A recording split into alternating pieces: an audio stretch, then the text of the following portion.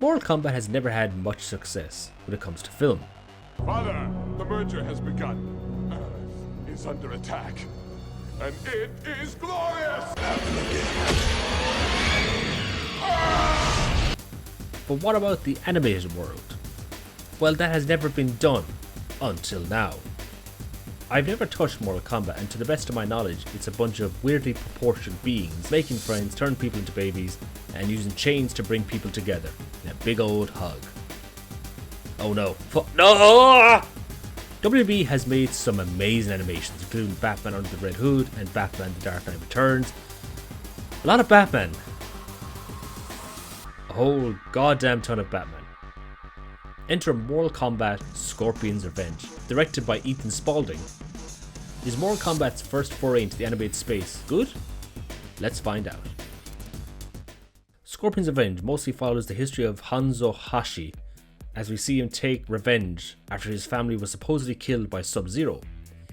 He's sent to Outworld to be tortured, but after making a deal with that weird edgy kid in school, Quan Chi. You know that kid, he listens to Linkin Park. No? Okay. He's sent back to Earth to participate in Mortal Kombat, where he meets Johnny Cage, Raiden, Sonya Blade, and Liu Kang. The story is your typical Mortal Kombat affair, though with it being called Scorpion's Revenge, you'd expect it to be more centered around Scorpion.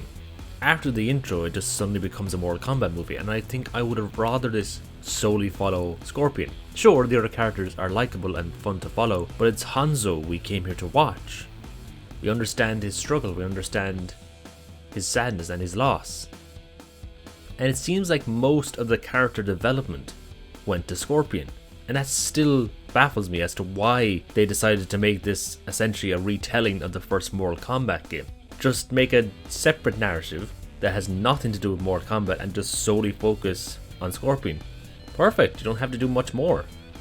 But the performances of the characters is what elevates the story. Bloody and brutal combat is the true spectacle of the film, and man does it deliver. Every punch, arm snap is so visceral and gory that you really feel sorry for whoever is on the receiving end. It's clear the animators knew exactly where to put all the effort. Carnage is definitely over the top as heads are carved in half with such ease and faces are smashed in that those people are going to need some serious Botox. Each fighter has a different fighting style, like Scorpion is anything but elegant when it comes to fighting, mostly throwing himself in head first. Like a typical Mortal Kombat story, we see iconic characters like Goro and Katana, but not nearly enough to really make much of a difference. And then the movie abandons them to introduce an army of faceless mercenaries that just don't give the same sense of back and forth, as they are cut down by the millions. The games have been known to use the X-ray to show the bones snap and the muscles cutting, and here they bring it back to make you wince every second it's used. It is overused, but when every fight is amazing to watch, your eyes will be constantly glued to the screen. Animation wise, the movie's a pretty mixed bag. Some characters look amazing, but characters like Quan Chi look like an edgy tube man, and Scorpion has a giant forehead that looks like a giant tumor. It's a really weird art style that clashes with the more normal looking Raiden and Johnny Cage. Mortal Kombat Scorpion's Revenge is a fun, stupid ride, but not a lot on its bones. Scorpion's Revenge gets a 7 out of 10.